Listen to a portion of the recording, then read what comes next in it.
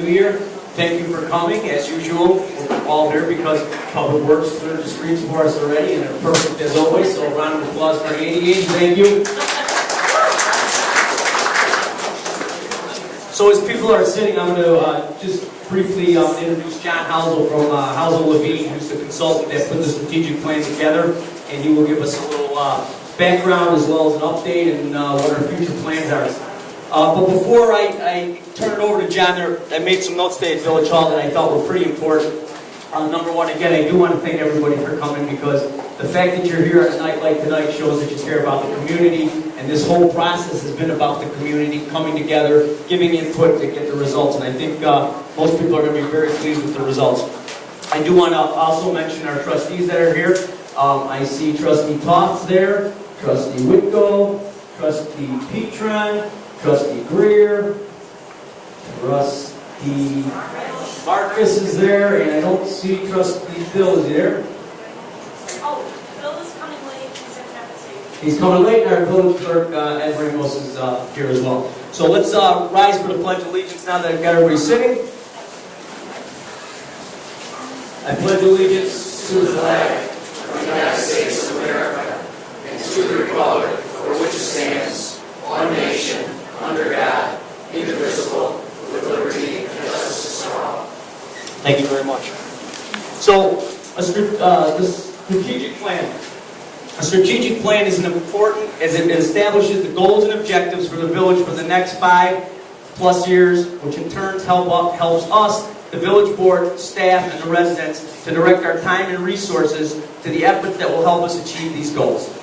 You can't go anywhere without goals or a roadmap. And we've done that for a while in Morton Grove, but now that we're going to have a roadmap, we have a destination that we're going to try to reach, and it will be an ongoing destination, but we will get there.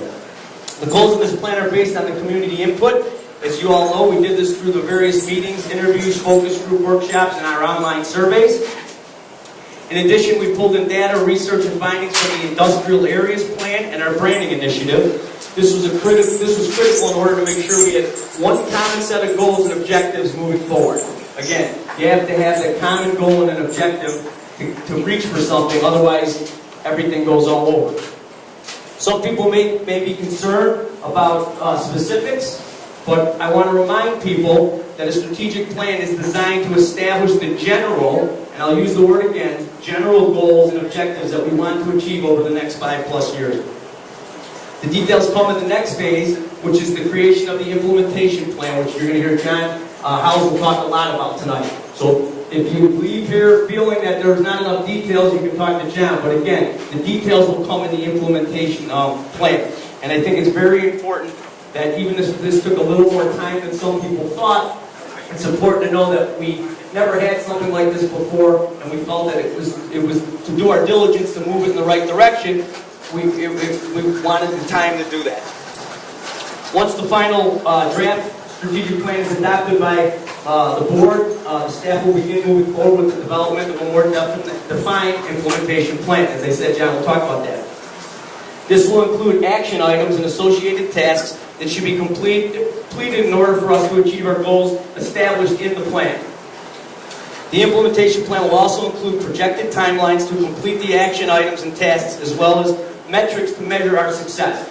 Anytime you do something like this, there's always the fear, well, you're going to pay a consultant, they're going to give it to you, and then it's going to be like this, and then 20 years later somebody's cleaning the shelf and goes, oh, look at this, a strategic plan from 25 years ago. That ain't happening. It ain't happening under my watch and the board's watch. I promise you this will be implemented, and it is going to happen, and things are going to get done, and they've already started to get done just from some of the input we've gotten from everybody. This implementation plan will be critical as the board staff and key stakeholders, that's us, the residents, prioritize these action items and tasks based on the resources we have available to us.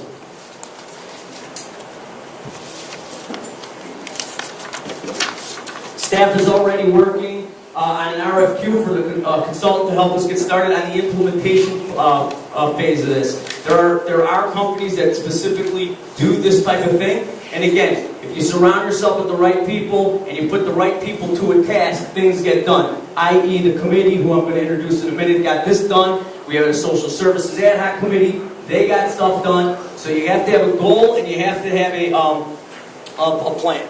Our goal is to have that done by the time our 2016 budget process starts. We can use that plan to direct our budgeting discussions and priorities. Again, I want to thank, and I see various members of the commission here, Keith White, the chairman, Janine Como's in the back, I saw her, Betty Fergus from the park, Ed Gabriel from planning and zoning, Brendan Glenn, resident at large and library, Eileen Hartford, and Tony Hofeld. That was the group that put a lot of time in here, so I would like to get a round of applause for them because they're volunteers in the back.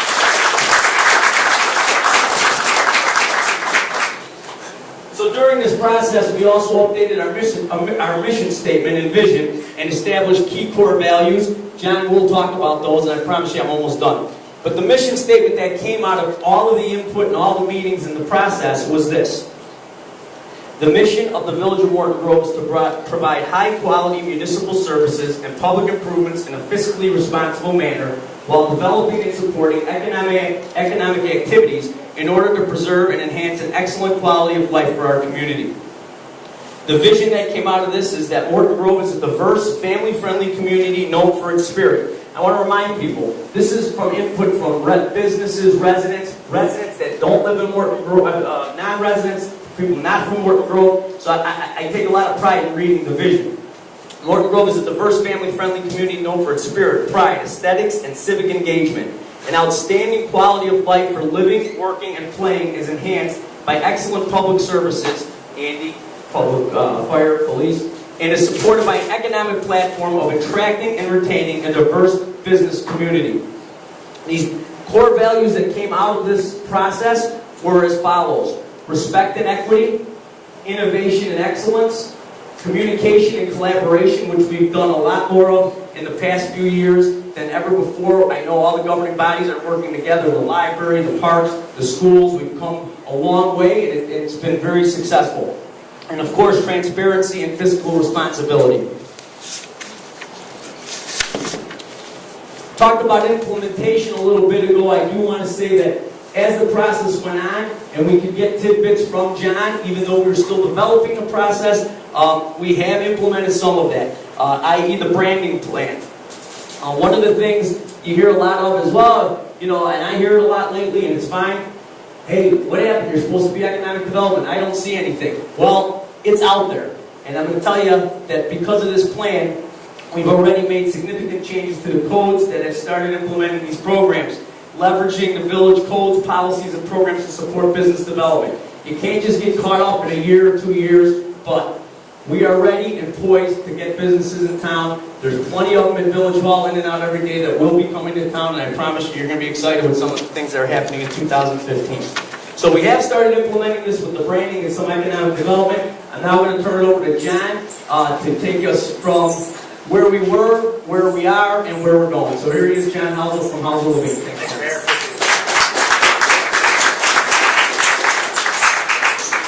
All right, with those comments, thanks for coming out tonight, and we'll see you in a... do I need this? Can you hear me without it? No. Then I'll use it. Again, my name is John Houseal. I recognize most of the people, or a lot of people that are here this evening. Can you hear this? Well, this is really directional. Okay. Let me try this one instead. How's this? Is this better? I won't walk around as much. Okay, thanks again for coming out this evening. I know for the presentation we had this slide on there because it's in the document, but I thought it might be more appropriate. If this is going to work, that's not going to work.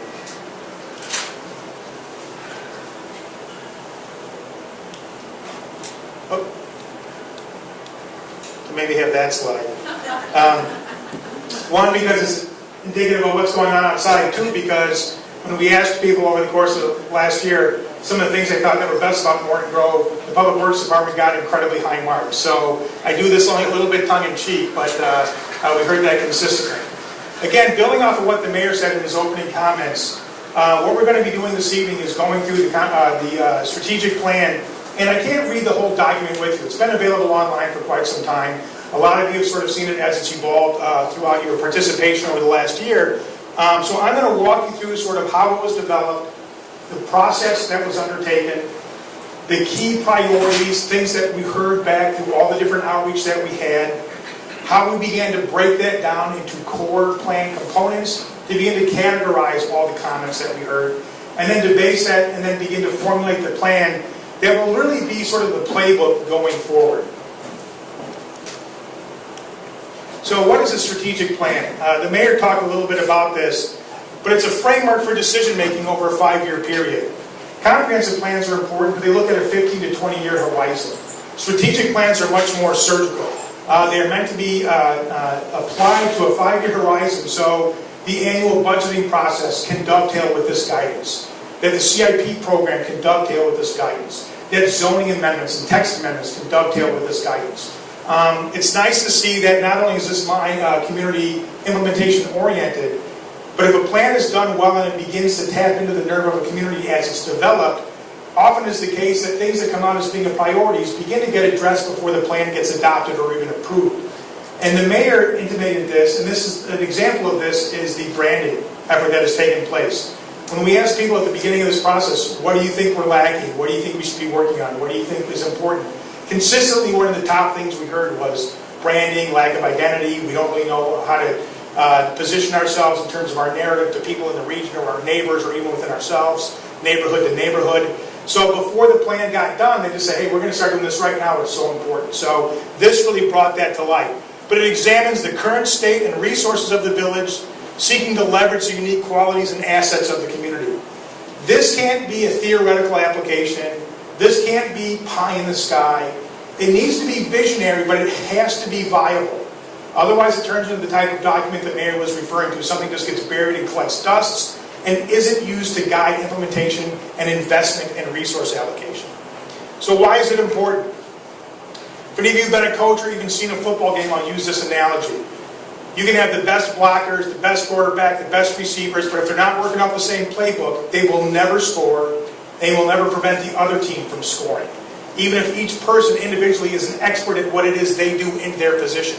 There has to be a playbook by which people focus on the details of their position in coordination with the rest of the team to move the ball down the field. This is what a strategic plan is. And it's important because it puts everybody on the same page.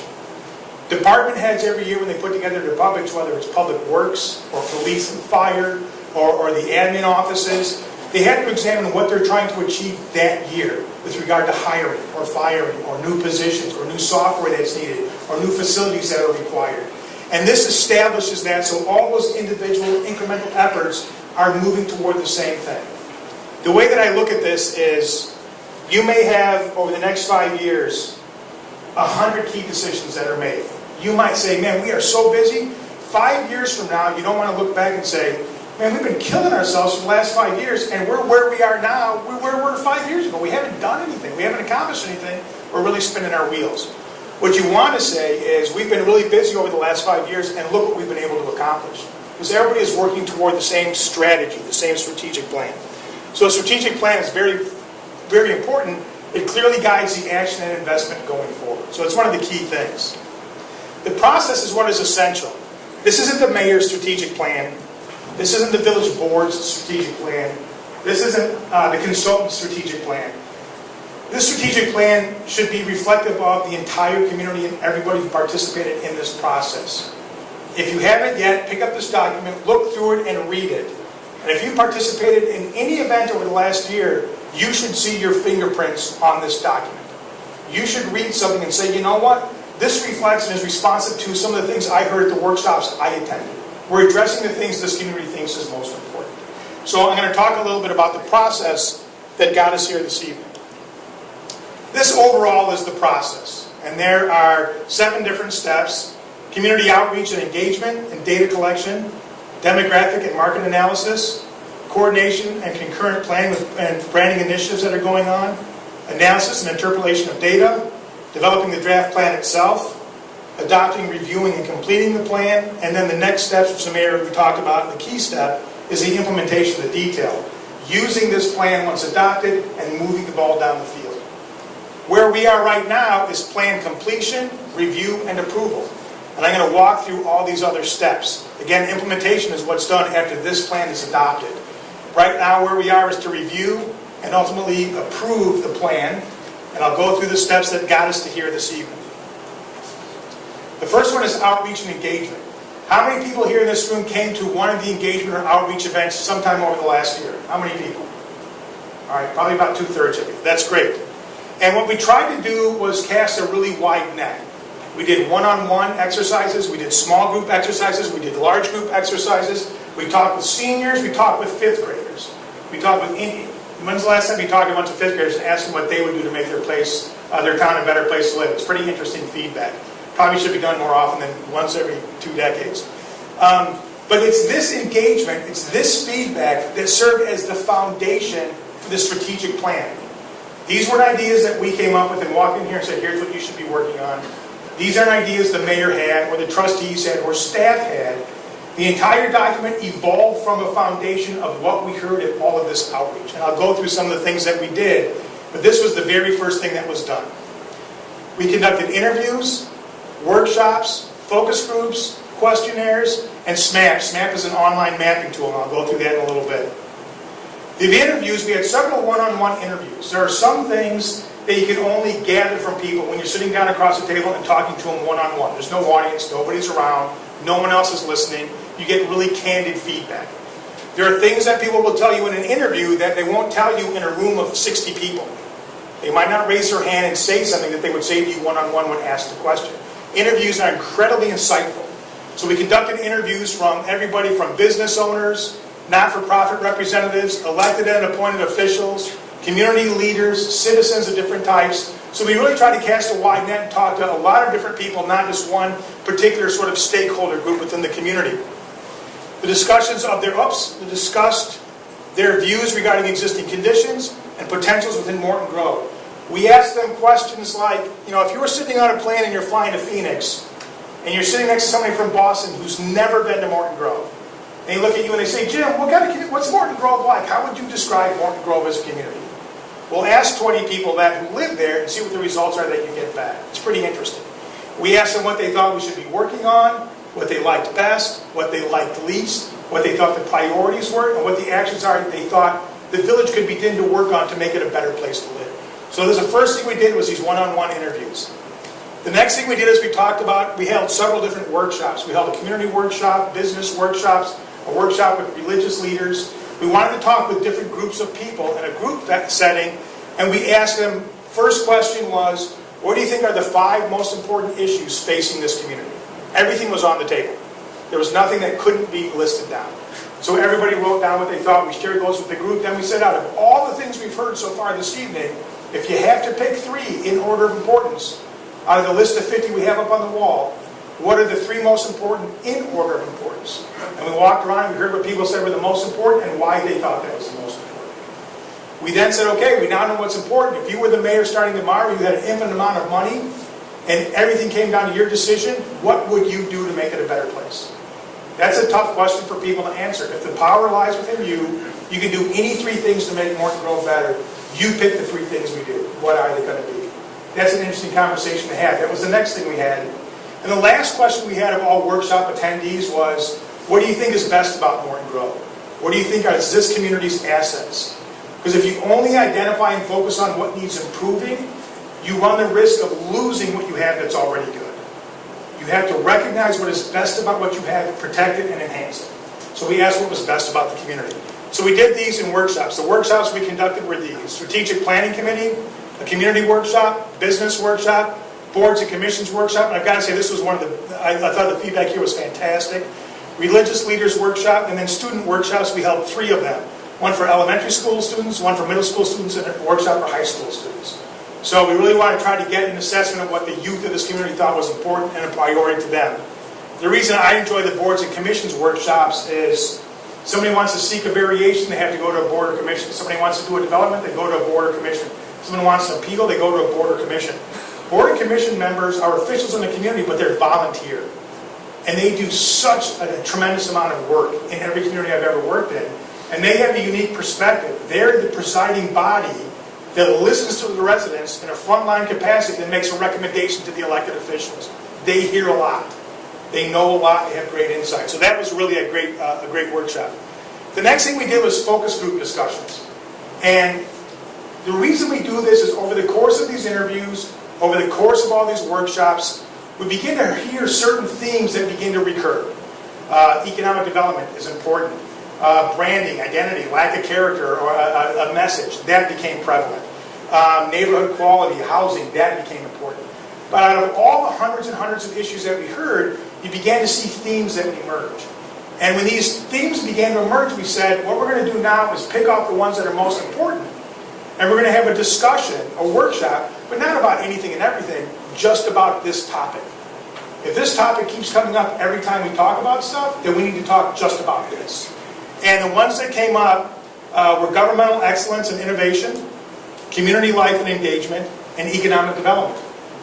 So many of the comments that we heard, a big percentage fell into one of these three categories. So we said, we need to have some focus group discussions where the discussion is focused on these three things.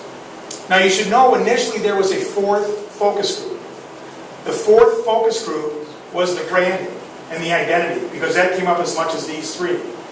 But the village has already recognized the need for that based off the beginning part of this process and entered into the process of selecting someone to help them with the branding and logo development and marketing of this community. So that was taken off as a focus group and was given its own other study and line of examination. So it's taken off here because it went down its own avenue. The next thing we did was online questionnaires. While a lot of people came out to workshops and interviews and focus groups that we had, some at the Village Hall, a lot of them were here, the schools were held, workshops were held actually in the school districts, in the school buildings with the kids. The other thing we tried to do was make things available online. A lot of people participate online from the comfort of your own home. That sounds kind of nice on a night like tonight, but it allowed people to fill out questionnaires and things at home. So we had 3 different types of questionnaires available on the website. There were questionnaires for students, youth, there were questionnaires for business owners and managers, and there were questionnaires for residents. And all that input came in through the website for people who either also attended a meeting or couldn't attend a meeting or workshop. And what we heard online through those participatory means was really reflective with and consistent with what we heard at the workshops face-to-face. But we found that you get better feedback when you do both, not just one type. The last thing we did was SMAP. SMAP is a software we developed a few years back. It's social mapping applications, and it's the only map-based outreach software that exists. And we use it all across the country. And it allows people to go in and actually drop different points of interest. This is actually a screen capture from some of the work that was done in Morton Grove as part of this, to capture key development sites. You could drop a star down on a site and say, this site should be developed in this manner for this type of a use. We've got to do something with this site. I think here, those are the green circles. The red circles, problematic intersections. This intersection is a problem, but for what reason? A lot of them had different answers. Blind spots, difficult for pedestrians to cross, unsafe from a traffic vehicular perspective. These are things that could help the police, it could help public works, it could help things going forward. Tough to really pin that down on a regular questionnaire. Undesirable uses, community assets, undesirable uses, key transit destinations, desired uses, and then other was also another one. In total, there were 85 points of interest that were identified with specific locations as to why they thought that was an issue or an asset, and specifically what they thought should be done about it. And it was a great way to composite this. This can all be tied back directly to the village's GIS database system. So another online tool. So what does all this do? Again, we held several workshops, several interviews, several focus groups, and a lot of online information. And we reached everything from 10-year-olds all the way up to 110-year-olds, and everybody in between. And what it came down to when we ciphered through all this stuff is you have hundreds of points of issues or concerns, but if you just laundry listed out 1,000 different issues, that's not a plan, and that's not focusing direction. So we had to sort of look at some of the things that came to light. A lack of a downtown area, a traditional street wall, mixed-use area, something we heard continuously. Lack of an image and an identity. You get 3 people together, ask each one of them to say, what is the identity of this community? You get 3 very different answers. And none of them with the answers really reflected what people wanted to be able to say if they were going to sort of describe Morton Grove. Community character, appeal, and aesthetics. This went anything from the residential neighborhoods to the streets driving down on the corridors to what the commercial areas look like. And in a lot of cases, People thought that the community character and the appeal and the aesthetics of different areas of the village weren't reflective of the character of the community. And so that was something that came up time and time again. Economic development, one of the most powerful ones that we heard. Transportation issues, flooding issues, division within the community, older residents versus newer residents, changing population, physical divide between certain areas of the community. Every community I've ever worked in across the country has some sort of perceived division. I live in River Forest, but I live south of the tracks. I have friends that live in Kenilworth, but they live east of Sheridan Road. We do work out in Geneva, and there's 3 different divisions. Oh, you live east of the river? You live between Randall Road and the river? Or you live west of Randall Road? And everybody sort of thinks that they're the ones who are the red-haired stepchild, the ones that are just one off or outside. And so the idea is this lack of a cohesive community. And it can mean a lot of things to a lot of people. People can say that they feel a sense of it for different things. They have a hard time articulating exactly why. But the branding and the other things help. And then neighborhood character. The overall character of the residential neighborhoods. A lot of people view those as a huge asset, recognizing some of those are changing over time and wanting to make sure that even as they change, they maintain reflective of the community. So these are some of the key issues ciphered out of thousands of comments over the course of a year and hundreds of people participating. The other thing that we did during this time is we did a demographic and market analysis. And the reason was simple, not only in formulating the goals and objectives in the strategic plan, this is also something that the village, as they begin to prepare the implementation actions, can reach back to. You don't want to have as a desired goal something that there's zero market for, because it won't happen. And if you get everybody all pumped up for something that has no legitimate market viability, it's disappointing, because you get your hopes up. So you have to be aware of what the market will bear. And you have to be aware of this because you want your recommendations to be realistic. Now sometimes you have an aspiration that the market won't support now, but maybe you can do something to overcome that market gap. Maybe you can leverage an asset, or an incentive, or a TIF program, or an SSA, or if it's village-owned property, you can sell it below market value to get the development that you want, if it's important to you to incentivize something. So you have to know what the market is. So this was done at the beginning of the study, at the time all the outreach was undertaking. A presentation was prepared, the report is on file at the village, and a report was given and a presentation was made by Dan Gardner, a principal in our office, at a village board meeting at Village Hall. I should also state that all of the outreach that was conducted, every outreach we did was summarized and posted online. And if you want to see that document, you can get it at the Village Hall. And it has a summary of what all the 5th graders said, what the religious leaders said, what the business community said, what the boards and commissions group said. Every time we met with somebody, we summarized that meeting. So you can see all of that data. A lot of that is what's this pile. And you can see what everybody said specifically in all those groups and workshops. So demographic and market analysis was undertaken. A couple of key things. Population is projected to grow at a moderate rate with a greater ethnic diversity. Housing is dominantly owner-occupied, with 80% of single-family homes are owner-occupied. However, opportunities do exist for diversifying the housing market. That's a trend we're seeing. In general, the village of Morton Grove's potential to attract new commercial development will be more dependent on positioning sites to better compete than filling any significant voids in the market. There is no substantial gap in the market that you're uniquely positioned to say, oh, we're going to provide this because nobody else was providing it around here. You're in a great location regionally, but there's a lot of competition. And the best thing you can do going forward is through incentives or heightened zoning or better sign regulations or economic support in terms of small business allocation. There are a lot of things you can do to position the properties you have to succeed better. And the approach isn't going to be some unique or sort of out-of-the-box market gap filling thing that doesn't already exist. So it's a different strategy. You have to know that going forward, which is why we did this. The next step is the coordination of all these things. With 2 different initiatives that were ongoing, and sort of the pace that we decided to maintain was for this. CMAP, Chicago Metropolitan Area for Planning, gave an LTA, a local technical assistance grant, to the village of Morton Grove to help the village develop a industrial areas plan for the village. That was initiated slightly before this study. That it was adopted in the fall. I think it was October or something it was adopted here at the village. But a lot of that work was going on concurrently when we were doing this work.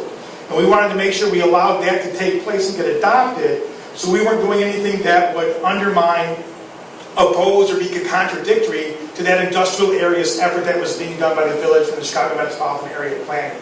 We wanted those to dovetail as much as possible. The other effort that we wanted to sort of coincide with was the branding initiative. The first phase of that branding initiative has been done. The outreach has been done. The research has been done. The next thing that's being developed is the preliminary design concepts for branding, logos, elevator pitches, taglines, things like that. So these were efforts we had to coordinate with over the course of the last year. We didn't anticipate coordinating with when we started the study. So these are those right there, the industrial areas plan and the branding initiative. The next thing was the analysis and all the data. What do you do when you have thousands of comments and points of interest and hundreds of comments through the internet and a regional planning agency working with the village to come up with specific recommendations for the industrial areas and a branding initiative going on and a market study that's been done? After all this is done, you got to step back and analyze all of it and say, what does this mean? You simply can't regurgitate thousands of things. You have to say, boy, this really comes down to these 4 critical areas, or these 5 critical components. And collectively, these components, if done right, will address all the things people said were a priority for this community. This is the tougher part of the assignment. So the next thing was then to take the research, all the data collected, the outreach efforts, and all the information and recommendations from the concurrent planning, cipher it all down, analyze all of it, and to begin to use that as a foundation to craft something that could resemble a plan, some sort of a document that wasn't a laundry list of issues. Next step was drafting the plan. The plan is broken down into several key components, and there's a hierarchy to these things. And the mayor talked about some of these at the beginning in his opening remarks. The first one was the mission statement. We looked at creating a new one. We looked at the one that the village had right now on the books officially. We created a mission statement for this. The mayor read it off. Next was the vision. These are slightly different. The mission statement is, we as an organization, as a community, this is our mission. And that's written more as sort of a village government perspective. It's charged and what they are beholding to provide for the benefit of this community. The next thing is the vision. The vision is what we aspire to achieve. It's not a factual statement of what we're responsible for. It's what we want to collectively achieve together over time. The next thing is core values. The mayor talked about these. Regardless of whether we're talking about transportation, or neighborhood housing, or economic development, or branding and identity, or historic preservation, or diversifying community, there are fundamental things that no matter what we as a community do, have to be threads that weave through everything that we do. And we'll talk about what those are. And then there's strategic categories, and within each strategic category are the strategic goals. This is the format for and the hierarchy structure of the strategic plan. First one is the mission statement. The mayor read it. I'll read it again. The mission of the Village of Morton Grove is to provide high-quality municipal services and public improvements in a fiscally responsible manner, while developing and supporting economic activities in order to preserve and enhance an excellent quality of life for the community. That's the mission. Here's the vision, the aspirational statement. Morton Grove is a diverse, family-friendly community known for its spirit, pride, and aesthetics and civic engagement. An outstanding quality of life for living, working, and playing is enhanced by excellent public services and is supported by an economic platform of attracting and retaining a diverse business community. That is what we aspire to achieve. These are the core values. These are things that people thought were important. A lot of this came out when we talked to the kids, when we talked to the interviews that were one-on-one, when we talked about sort of the governmental excellence. How many people came to sort of the government and innovation focus group that we had here? A lot of people didn't know exactly how to innovate a government, but a lot of it talked about transparency and honesty and responsibility and accountability and respect. And these things that don't necessarily dovetail just with economic development or governmental excellence, but they should begin to filter into every single thing a local community begins to do, regardless of what it is.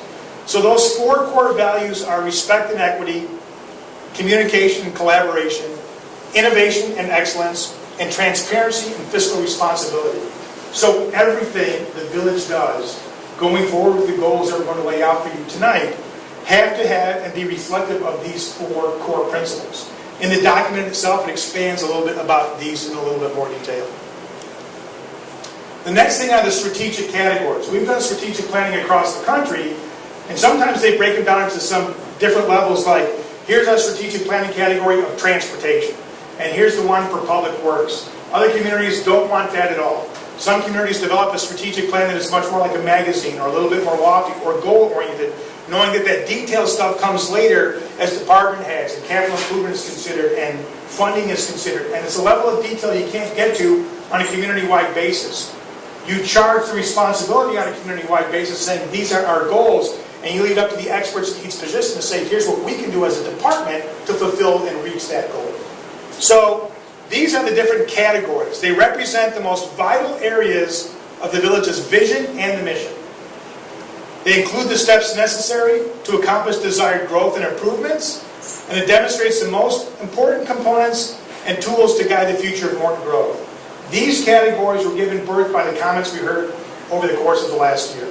After going through everything, almost everything we heard could fall into one of these four categories: character, community, governance, and economy. These are the four core components of the plan. For each one of these four core components, there are strategic goals. So those are strategic categories, these are strategic goals. Strategic goals are derived from an intersection of the village's strategic opportunities and its core values. It represents a high level of objectives, aiming to achieve positive direction going forward. The detail comes later. Focus on what priorities need emphasis and which issues may be resolved in the future later. Strategic goals are organized within each strategic category. So there are four strategic categories. Each strategic category has 3 to 5 strategic goals. It is those strategic goals and categories under which later the detailed recommendations will come as to how each department, the elected officials, the development community, the not-for-profits can do their part to achieve that goal as specifically stated. This is the playbook. So next is the strategic categories. First one is character. I'll read these off. The character of the village is represented by the appearance and function of its infrastructure, including the aesthetic appeal of its residential neighborhoods, corridors, open space, and streetscapes. The village is privileged with outstanding natural resources, and the form and functionality of its infrastructure should complement that environment. The strategic goals for character are these 3. Maintain and enhance the appearance and aesthetic of the village. Provide and maintain infrastructure appropriate to support expected service levels. And have municipal facilities that maintain high-quality village services. For each one of these goals, there is a narrative under each one explaining why this is important and how it should be approached. In the plan, I won't go through those as part of this narrative. The next one is community. The people, businesses, events, and amenities of Morton Grove establish the personality of the village. This personality represents everything that is uniquely Morton Grove. The village's identity distinguishes itself from other communities and creates a destination for families and businesses to establish themselves. The village recognizes its own diversity that spans generations socially, ethnically, culturally, and economically. This diversity does not divide us, but strengthens our sense of community and transform mere events to celebrations and neighborhoods and our neighbors into friends. So the sense of community was one of the things. Remember that exercise I said when people are sitting on a plane traveling to Phoenix, describing the community to somebody else? That sense of community, now that's defined by different things by different people, but there's a real sense of community in Morton Grove. We heard that time and time and time again. These are the strategic goals for community. Embrace diversity to promote a unified community. Foster meaningful constituent communications. Communications, I think, is just so key to so many things. Recognize and support community-based events and promote community pride and identity. Next one is governance. Governance was a challenging one to do. If you remember the discussion that we had here, it was listed, or we initially approached it as sort of innovation and governance. And we wanted to make sure that the local governance, not just the village, the library, the schools, the parks, everybody were doing what they could to maximize the efficiency and quality of services being delivered. So the citizens and stakeholders of Morton Grove expect their government to conduct business in an efficient or an operationally efficient, financially responsible, and honest manner. Village governance addresses the desire and ability for the elected officials and village staff to meet those ideals and to surpass those expectations. The goals are: manage fiscal matters with a multi-year perspective, that's crucial. Support efficient legislative input, collaborate with other government agencies, and improve operations for effective service. And the last was economy. The village is inseparable from its local economy. A successful and thriving economy enables opportunities across the village, provides a destination for residents and visitors, and synchronizes the energies of commercial and industrial business that call Morton Grove home. The village recognizes untapped opportunities that still exist within its boundaries and is excited to engage those opportunities. The goals for economy are this: engage business with an emphasis on recruitment and retention, leverage village codes, policies, and programs to support business, focus redevelopment efforts on key commercial areas and sites, and establish a framework for a pedestrian-friendly commercial district. Now again, as I've gone through all of these, each one of these is explained in more detail in the document, but if every time an annual budget is passed, if every time there's an amendment to the zoning ordinance or the municipal code, if every time a development or a private investment is reviewed, this is what is taken into consideration at the time those things are undertaken.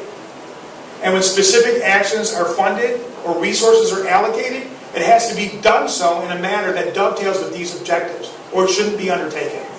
You should be able to say, we're going to allocate these village resources to this endeavor. We're doing this because it directly relates to the recommendations and the goals of this document, because this was given birth by the residents of this community. So that is how this is going to guide that level of input going forward. The next steps is the implementation of this plan, and that's really where the rubber meets the road. This document and everybody involved in this process should hold village staff and elected officials' feet to the fire when anything is undertaken, to make sure that it is reflective of and further supports what is articulated in this document. Again, this is a document that was generally authored by the concepts and the input of the community. And it sets forth the guiding principles by which detailed actions and resource allocation should be undertaken by your elected officials and staff, and by other taxing bodies and organizations and not-for-profits. But for the village in particular, when something is done, it should be reflective of this document. And this document should be used over the course of the next 5 years to make sure that when every other planning is done, or resource allocation is done, or budget is done, or departmental positioning or staffing is done, it's done so to reinforce this endeavor. And if that's done, all the effort that is undertaken over the next 5 years will be in harmony with other efforts being taken, and this stuff will begin to get accomplished. It won't be done independently, it will be done collaboratively. And that's the key going forward. So the next step is to develop action items. And an example might be for economic development, there are 4 specific goals. Well, the different goals can be addressed by different things. Nancy and her department can talk about what they can do as a department to further those goals. The local development community can be engaged in how to develop those goals further. To establish a communication protocol with local businesses is to further one of these goals. But specific things can be done. In governmental excellence, we had a lot of good impact from the libraries. Anybody from the library here this evening? Okay. We had a lot of members from the library sitting here, and they had so many good ideas saying, this is how the communication should take place. We do things that others aren't aware of, and vice versa. If we did communication protocols like this, if something happened, all the local taxing bodies would know at the same time. We should be meeting once a month with key staff or department heads so we know what the other organization or taxing body is doing. Simple things to do. They aren't high cost, and they have a tremendous impact on improving the efficiency and quality of services delivered. So these are the types of things that can be done, again, at the guidance of this. And then the key thing the mayor touched on is monitoring and evaluation. How do you know when you've begun to move the needle? You have to know when you're beginning to make progress. So every time you say, these are the 5 actions we're going to take to further this goal, you've got to be able to say at the end of the year, we want to take a look and see if we've done anything good. So you can look at, let's say, miles of bike trails. Is it increasing? It's a way to get people more mobile. What is the diversity of the community? And there are more civic or public events. Thank you. Are there more civic or public events that afford opportunities to really begin to integrate a community that's already diverse, but to get people talking with one another and participating more together? Are the number of events improving? Are the number of events, in terms of number of events, increasing? So there's a lot of specific things that can be done that further this along. And this is what it should be. But for each one of those actions, you should say, this is the thing we're going to monitor. Building permit activity, EAV in your commercial district, vacancy rates in your commercial districts, the time it takes to get a permit. If you own a building, the time it takes to get a tenant space built out, because the village is so incredibly streamlined, it's not an arduous procedure anymore. These are the things you can begin to monitor. Follow-up surveys of anybody that's had to go to the ZBA. Last year, Mr. and Mrs. Jones, you got a ZBA for an addition on the rear of your house. How was your experience? Did it take a long time? Did staff answer your questions? Were the forms easy to understand? Anybody that comes to the counter for help with the finance department, or the police, or the fire, or anywhere, follow-up surveys. How was your experience? What can we do to do better? Monitor that feedback. But you have to be able to put into place ways to monitor progress indicators, so you know if you're moving in the right direction. Things are staying the same, we're not doing anything. Things are getting worse because we're not paying attention to it. Or things are being better, we're beginning to make a difference. You have to monitor everything that's being done. So again, I know that's a lot. I know I talk fast. And I know it's a lot to sort of take in. But again, a few different things to take away. The strategic plan is built on a foundation of the input from the community. Didn't come from us, didn't come from staff, didn't come from the board, didn't come from the trustees. The direction and the foundation of this document came from all of the work that was done in the comments we heard. And if anybody wants to go back in and look at everything that was heard, again, we have it all, you can see how this began to come to fruition in this document. It should provide the guidance for everything going forward that the village does. And it should also provide a commonality for other taxing bodies and not-for-profits to sit down and find common ways to move the needle collectively and cooperatively within the village. So that's what a strategic plan is. Without it, everybody is busy and you're not moving the ball down the field and you're not scoring.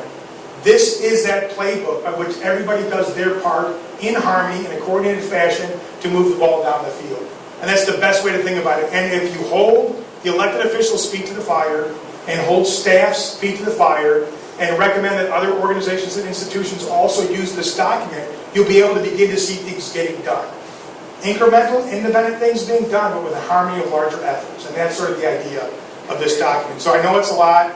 With that, I'm here, the mayor's here, staff's here to answer any questions you have. So with that, I'll stop talking.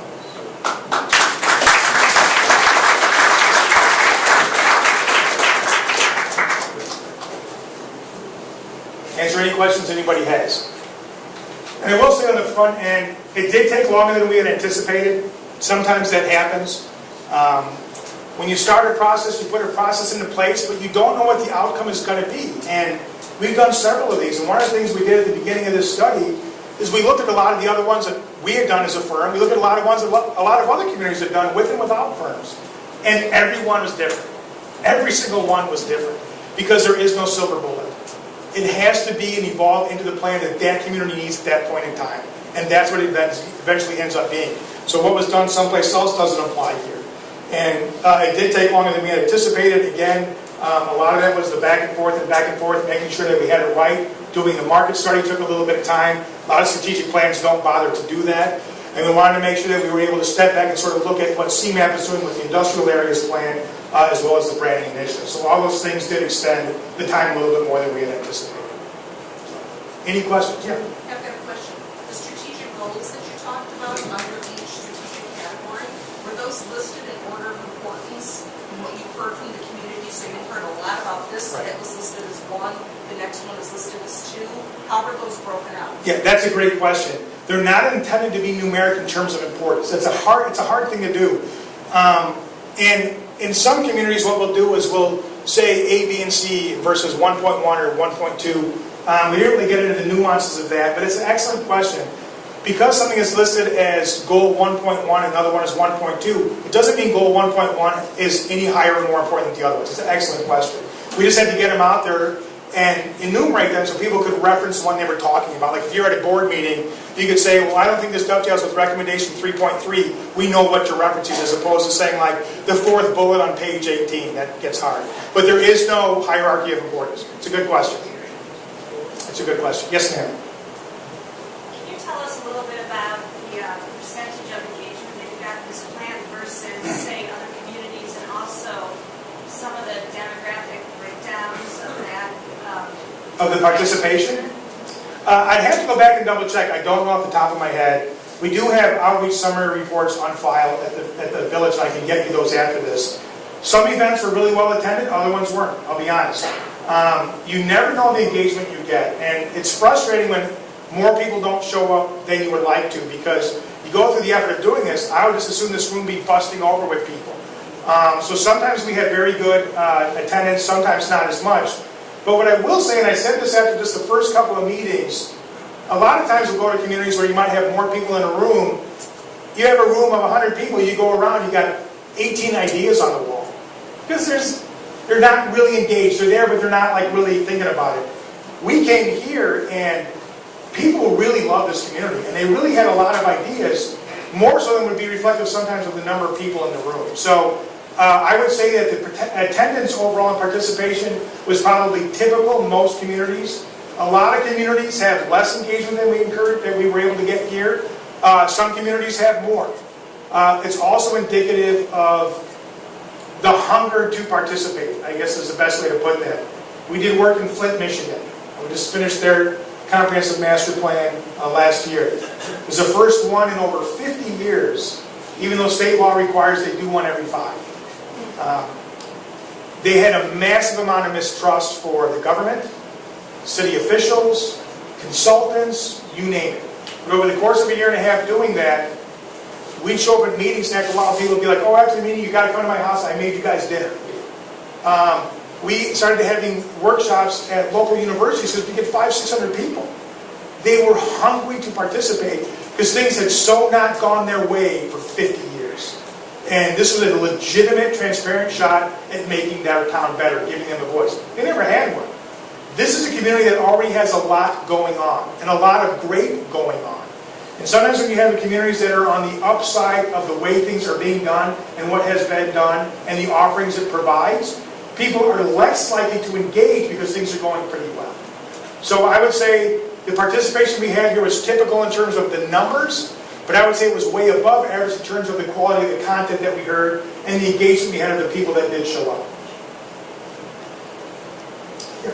I was curious if you had any outreach into specific ethnic groups, because it's such a diverse town. Right. We didn't target any one specific ethnic group. In some communities, we will if it's a significant percentage of the population. We did work in Carpentersville. They're 52% Hispanic.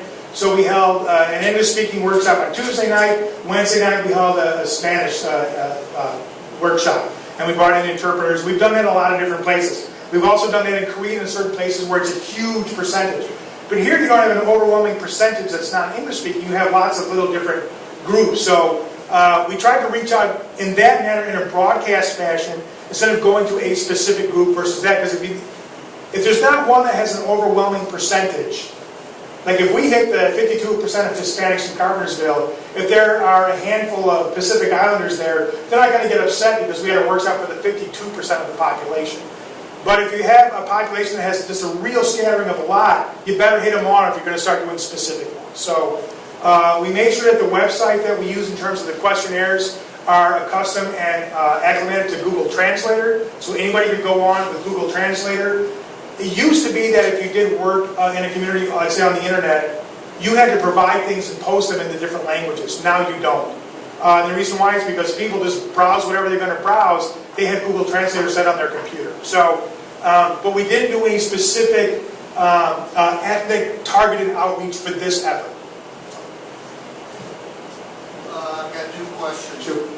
First question is, have you provided any details under some of your subheadings, for instance, on village identity? Have you listed anything specific? Well, again, Village Identity was one of the ones where there are firms that do just branding.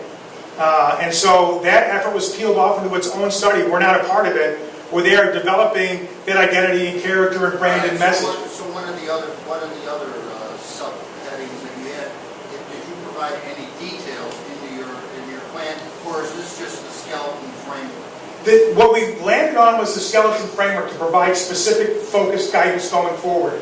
As part of the exploration to get to this point, though, we did develop these 11 by 17 matrices of what could be a lot of the actions underneath each of these. So what are those details going to be provided? Well, that's something that the village is going to then immediately start working on when this is adopted. And the mayor was saying to charge all the different key personnel and stakeholders with getting that detail developed prior to the advent of the 2016 budget cycle, so they can start integrating all this stuff into the village. So they've got an internal timeline when they're going to mandate that detail be created. As a starting point for the process, we prepared some preliminary examples of what that could look like underneath about 8 or 9 different categories. So we've got some to sort of get the ball going.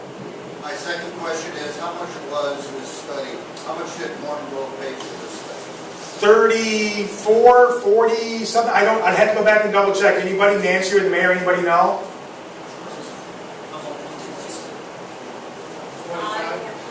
45? Somebody said up here? I apologize, I don't know the exact number. Well, we should know that. I mean, that's something that... I agree. That's something that should be brought forward. If we're going to have this non-transparency, that's exactly what should be brought forward. Oh. We should be guessing at that. Yeah, and again, I'm only guessing because I don't know off the top of my head. Well, it's a consultant. Yeah, but I don't know the number. It's 40 something. I don't know the exact number is what I'm saying. When we're at our village meeting, sir, and I take a little insult when you say non-transparency, because we go out of our way to be transparent. Well, I'm sorry we don't know the exact penny. It was around the $40,000 range, and it was also voted on in the village board meeting, so it was made public. So in defense of John's, he's got a lot of clients, he doesn't know the exact number, and in defense of my staff, they don't know the exact number either. It was somewhere around $40,000. But there was a detailed budget presented at least a couple of village board meetings, and a written proposal was provided and presented before it was voted. But again, it's around 40,000. I don't know the exact number. Yes, ma'am. I'd like to follow up with the reaching out the ethnic groups. This is my first meeting. I've been in Morton Grove since 1999, and very happy to settle my family with both nice, popular and also Niwest. But I only got it from the mail that has a meeting, and someone with me by my neighbor said, "Why don't you just drop by?" But you mentioned a lot of those workshops that I don't think I ever get any details from emails or mail. Like, how do you select those outreach groups that I don't know about all this? But I'm happy that I'm here today So am I. engage with this community. We feel stable. We love this community. But you are exactly right. We don't have our identity. We don't seem to have our own town, downtown like other places. We don't even have a nice theater like Spooky at North Shore and a Spooky Theater in Lincoln Avenue going on a lot of entertainment. And we have a huge mall by Dominates, which tear down, and it's a huge potential place we can do something past that. I wish I would be part of this, whatever, but it's just, hopefully it's not great, but I'm glad. Yeah, it's not, and we're glad that you are here. Again, we're getting into the detailed facet. Everything you just rattled off is stuff we heard specifically in verbatim throughout the process, so you're not a lone voice in this. The village handled, and I know maybe Nancy or somebody else could sort of talk about the postcards, the emails, the newsletter articles, the newspaper articles. There was a lot done to try to promote in advance what meetings were where, what groups were targeted, what the topic of discussion was going to be. So there was a ton of that was done, and if you want, Nancy can either talk to the group or you afterwards about some of those efforts.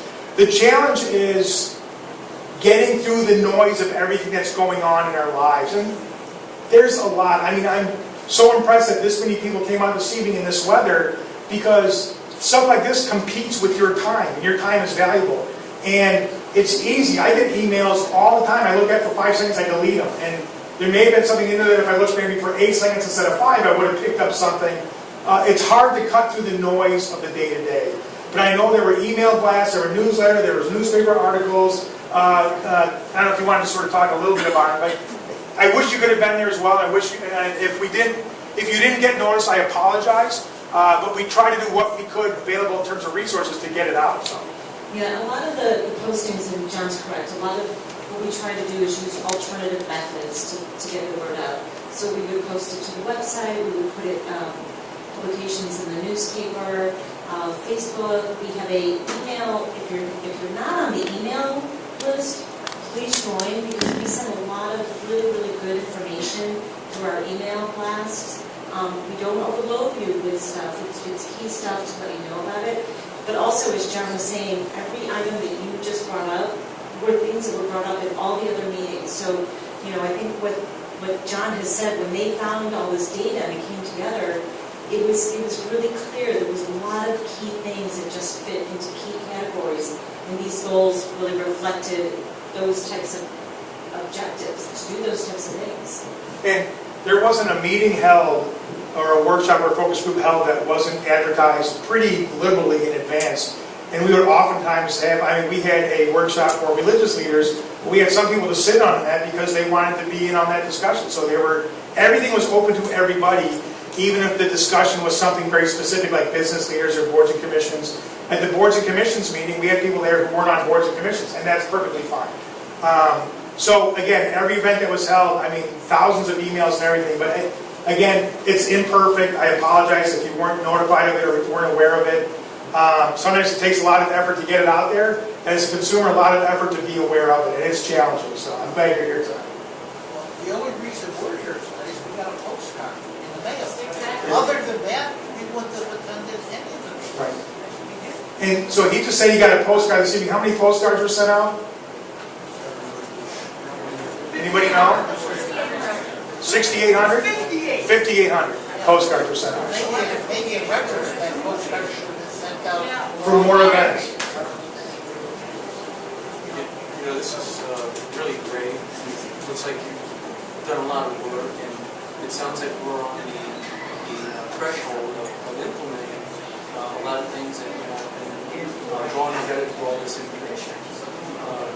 As citizens and people want to know, and of course the great government that we have here, and I don't mean that in a bad way.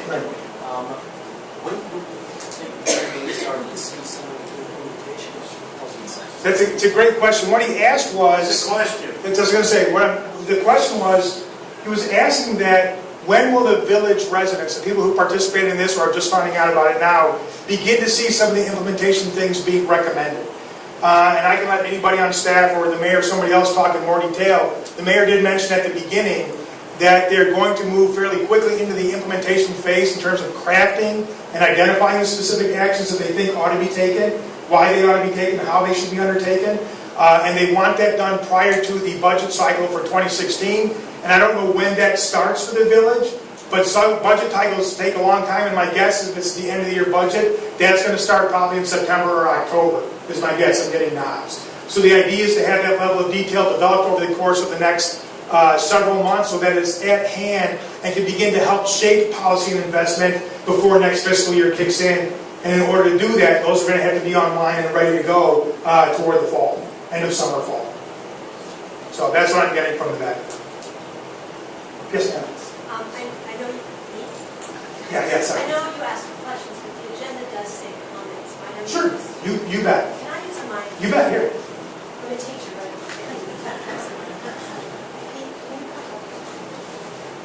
Bodyguard. It's not as long as. Can you hold this one, please? Thank you for letting me do this. You're welcome. Thank you for all the people who worked on the strategic plan. I live across the street, I live across the street from the library. Morton Grove is a great place. Oh, first of all, I have brief comments and then one tiny little request. Morton Grove is a great place to ride a bicycle. I love riding in Morton Grove as a commuter to Evanston and then as a recreational cyclist. Our local side streets are well maintained and calm traffic and they easily connect to the metro station, local businesses and neighboring communities, Lincoln, Lehigh, Beckwith, and of course the North Branch Trail. So I just want to say a couple of reasons why I think bike riding meshes really well with our strategic categories. Character and community. Biking connotes family-friendly, laid-back, healthy, and safe community. Biking develops community by encouraging face-to-face interactions, and is a way to bring diverse folks together. Community events can be enhanced as people connect by bike, farmers market, Morton Grove days, park district activities. And biking is a great way for people to access and enjoy our natural aesthetics, the forest preserves and our beautiful tree-lined streets. And economy. Supporting cycling as a transportation option is, to quote the strategic plan, an untapped opportunity in Morton Grove. As we work to recruit and retain new businesses and attract new families and work toward redevelopment in key commercial areas, biking will enhance consumers' connection to local businesses. Between 2000 and 2012, biking across the country, bike commuting increased 61% nationwide.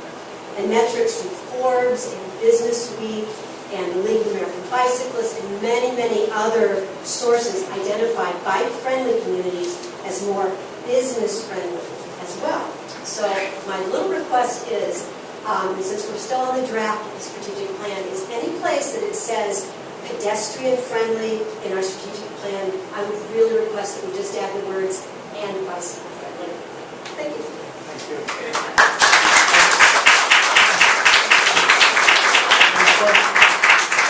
She really has her hand on the pulse of a really prominent national trend. Over the course of my career, we often ask communities across the country, what are the 5 or 10 most important things that drive and determine where you choose to live?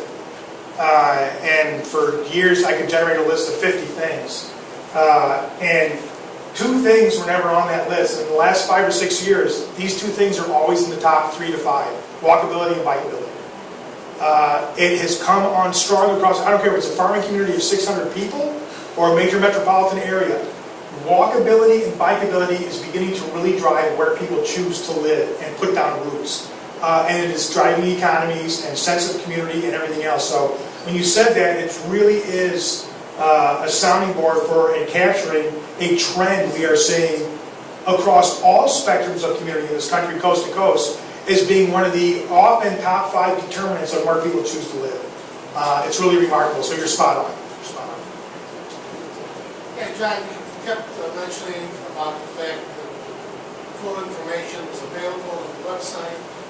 So I think it's important to communicate that if somebody wants to get more in-depth information, they can go to the website or go to the village to pick up the information that you referred to get a more complete understanding that is available or should be available to everybody following the open transparency concept. I agree 100%, and throughout, he was talking about making sure that even all the interim documents are made available that capture the process incrementally as we've gone through it in terms of summation and reflecting people's comments and workshops. As we've done this project over the course of the last several months, on the project website there is a document section, and if anybody went to the document section of the project website and clicked on it, you'd see a PDF of everything I just referenced. And even though the plan is sort of in the formation stage and hopefully will soon be finalized and adopted, those interim documents are still available. So they should still be available as PDFs online, and if they aren't, you can call up Nancy at the Village Hall and get a copy of them, hard copy, or email to us a PDF. But I agree, anybody should have access to anything that was produced throughout the entire process. You're exactly right. Yep. I'd like to add to that not only is the information there, you have to go look for it sometimes. I mean, not everything can be pushed to you. I look at the Park District website every once in a while just to see what's there because I'm not paying enough attention. I visit the Morton website pretty regularly, and every time I'm there, I'm like, oh, Right. I didn't realize that. I mean, I looked the other day, I was looking to see about disposing of my Christmas tree, and happened upon some other stuff. Visit the local websites pretty regularly. Go to the library, go to the Park District, go to the village. You know, the police department has its own website now and Facebook page. Sign up for all that stuff. And you're not going to get inundated. I signed up for all of it, and I don't get too much stuff, but you can't just wait for that postcard to come. Because there's not going to be a postcard for every little thing. You have to actively seek out some information. And it's a good point, and it's interesting. I can often tell the communities where people visit the websites because they quickly realize that they have a horrible website. And I've gone to websites before where we're doing a project, I go like, Mayor, you got to put this up on your website. And he's like, oh, it's there. And I go, where? And he's just like, the manager just showed me how to find it last week. Municipal websites are often not very navigable or user-friendly. Morton Grove's is pretty good, and it's changed recently to be even better. But you can tell communities where people go to the website to get stuff versus those where people don't go. Because people where they don't go, the website looks like it was been on there for 20 years, and it's hard to navigate. Websites that are actively used, people won't tolerate that. They'll say, listen, your website, I can't navigate it. Those are updated on a regular basis and made user-friendly. But you're right, you're inundated with information, and we try to get as much to you as possible. We make every effort, but there's so much background noise, you got to be sort of go out there and grab it sometimes. So I appreciate those comments. And if the website isn't providing what you want, this goes back to sort of the strategic thing about communication. If the website isn't providing the information you want, or it is but you cannot find it, let the village know they need to revise how user-friendly their website is. There's no excuse now for websites you can't have. What does it mean exactly that this is a draft? It hasn't been adopted yet. Right, but what does that mean in terms of the ability for people who have not been involved in the process, or people who have additional opinions Right. on things that should be added or whatever? What does that mean for our ability to give inputs? Well, if you're not familiar with it, go online and do it online or print it out, whatever you want. There's still, everything is draft until that gavel comes down and there's a board of trustees and the elected officials vote to adopt it as their official strategic plan. And up until that point, comments can be made to the village board for consideration prior to adoption. Mayor? I just want to address that for a second. Let's be real here.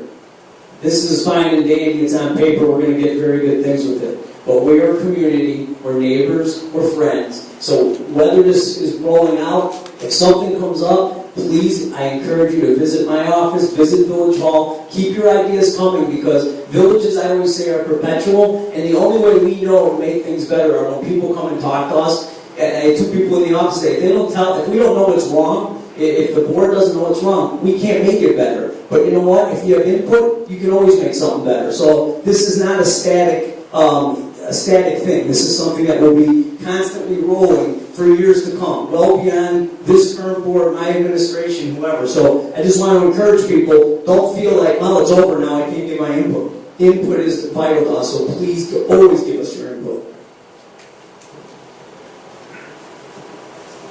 Anybody else? Oh, I'm sorry, sir. Blocked by the I have camera. a question for the mayor. Sure. I realize we're here to talk about the process and this project that's going on, but I wonder if you can address Prairie View as far as there was some word a year ago that Meyer might have been interested in moving in there. I know we can't discuss a lot of specifics, but I'm wondering if you can comment on that large portion of real estate. Sure, I would love to actually. There were discussions and letters back and forth with the owner and Meyer. That is a true fact, and that was public knowledge. I can tell you that the family that owns Prairie View Plaza, I was on the phone with them today. I have them coming down from Canada 1 week from today to discuss possible redevelopment. I'm telling you that they are more aggressive than they've ever been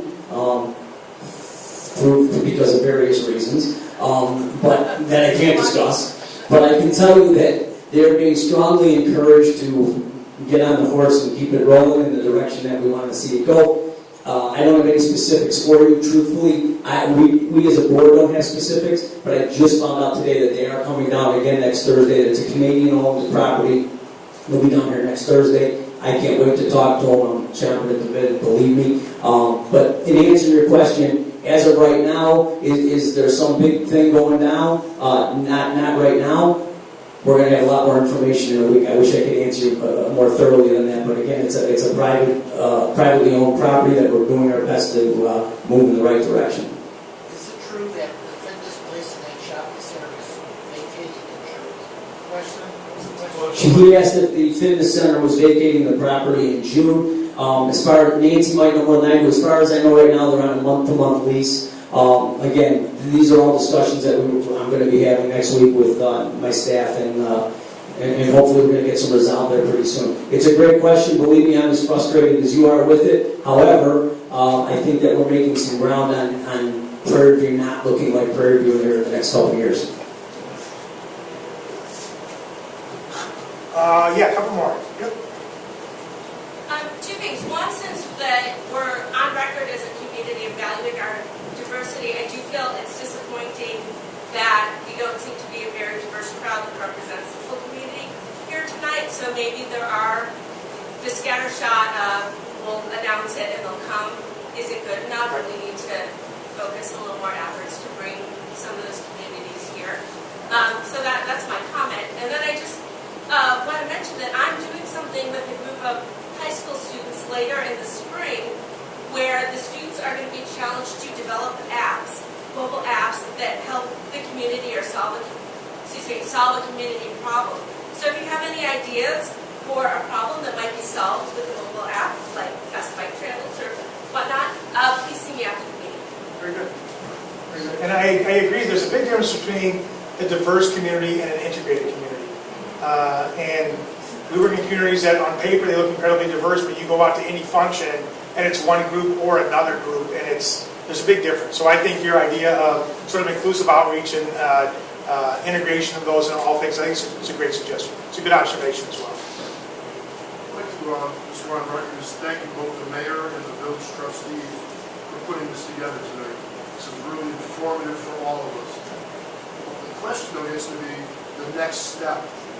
Now as we start implementing and through the draft for the village trustees and the boards to move forward, how do we, the general public, learn about that to put other input in? Are you talking about the implementation steps of it? Well, exactly. Right. I think that's going to be one. It's a nice overall draft. Right. That we don't have to fill the hole. Right, and it's an excellent point. And once this is adopted as the template moving forward right now and the guiding instrument right now, there's going to be a lot of work to get done in terms of what specific actions have to be done for economic development or diversity or neighborhood quality or whatever the component is.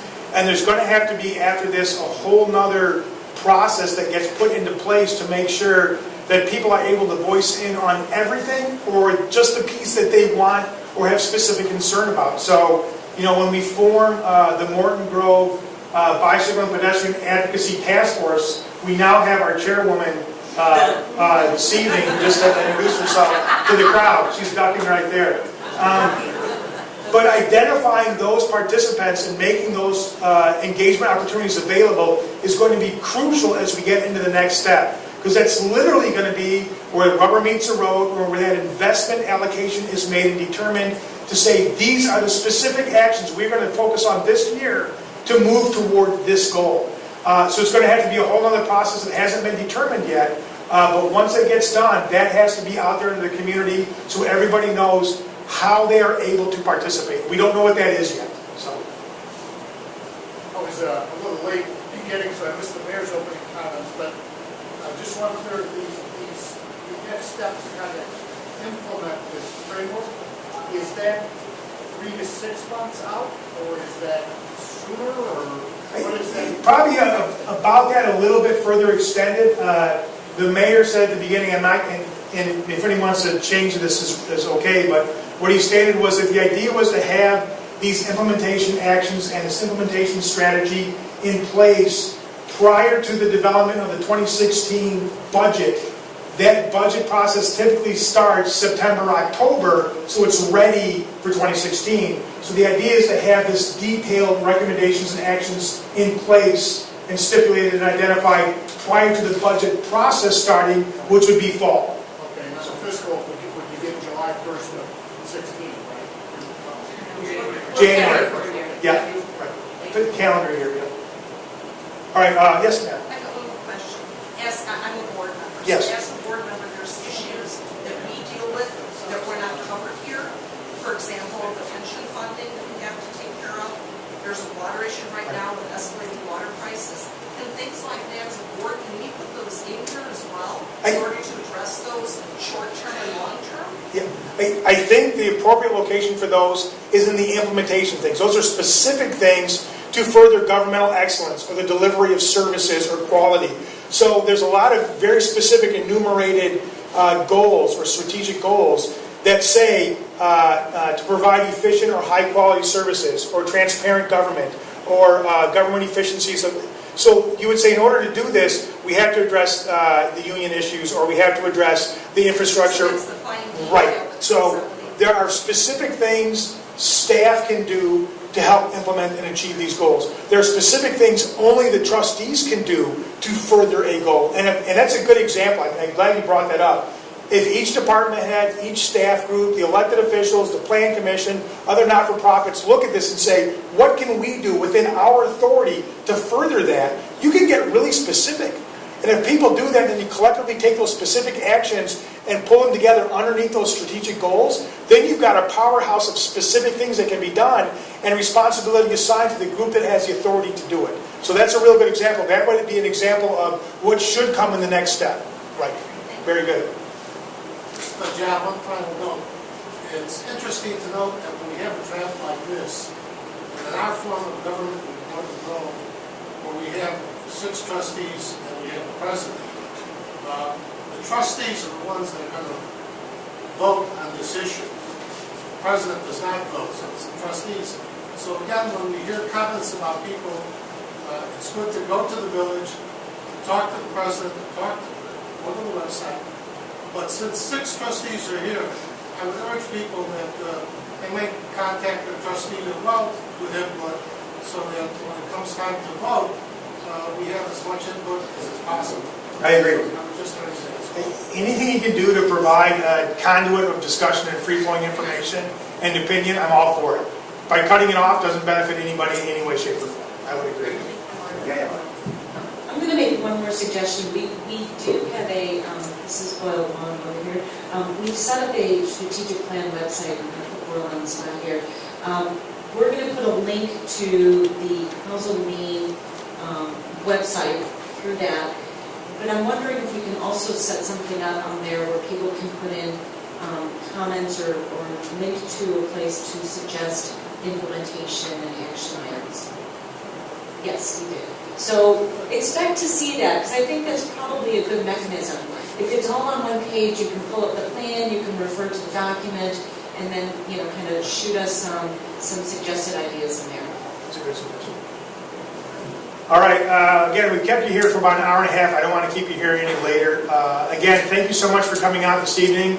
If I've seen you in the past, thanks. Nice to see you again. If I'm seeing you for the first time, thanks for coming out, even if it's the last meeting prior to it going to the village board for further discussion. And again, thanks to anybody and everybody who participated, not just this evening, but throughout the process that really gave us the information and feedback that served as a starting point and the foundation throughout this process. So thank you very much, and drive safely on your way.